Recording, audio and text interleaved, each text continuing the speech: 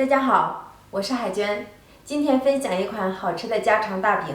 家常饼我们人人都会做，怎么样烙才能起层又柔软呢？首先，盆中放入普通面粉500克，加入0.5克的酵母。加酵母的作用使烙出的饼稍稍有一点蓬松度，还吃不出发面的口感。用350克的温水边倒边搅拌。记住，这个酵母一定不要超过0.5克。搅拌至大面絮状，下手揉成面团。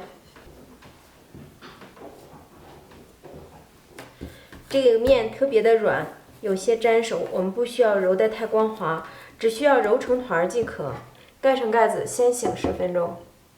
10分钟后，我们打开盖子，手上沾一点干粉，撒在面团的表面，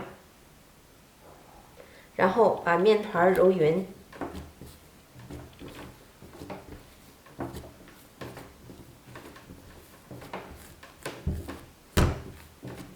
这个面不需要过度的搓揉，只需要揉成光滑的面团即可。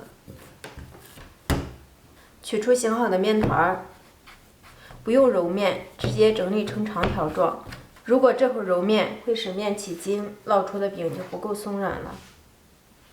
切成均等的4份，把面剂子由外向里轻轻按压折叠，整理一下。整理好的面团直接按压扁，擀成圆形大饼状。擀成这样的圆片状，饼的表面刷一层薄油，用刷子均匀的抹开，然后撒一些干粉，起到分层的作用。喜欢吃咸味的，来一点点盐；喜欢吃原味的，我们就可以什么都不放。在饼的一侧切上一刀，然后在切痕处卷起来。卷到一半的时候，右手扶住圆心点，左手往起卷。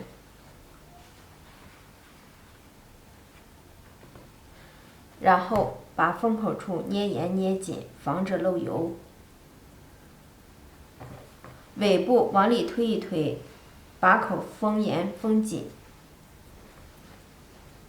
然后我们给它立起来，直接按压扁。做好以后，我们不要着急给它擀制，放在保鲜袋下醒面5分钟。取出醒制好的面剂，直接按压扁，擀成圆形薄饼状。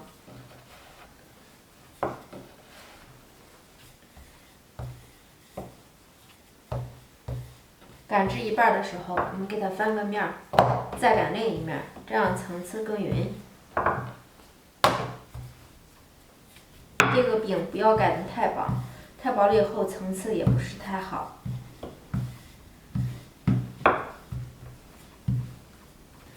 大概0.3厘米左右的薄饼，这样就可以了。平底锅一热，刷油。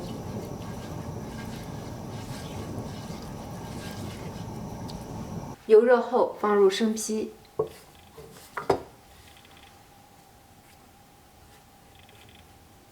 开中火烙。烙饼的火候也非常重要，一定不要最小火，烙出的饼又干又硬。看到饼的表面有小泡泡产生，用油刷滴上一些油，锁住饼里面的水分。晃动一下锅，让饼受热更加的均匀。看到饼鼓起后，我们给它翻一个面。翻面以后，我们转动一下饼坯，让饼均匀的受热。看到饼完全鼓起，我们再次翻面。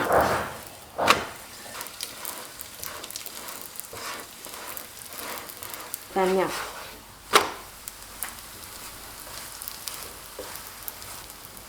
这时候就可以出锅了。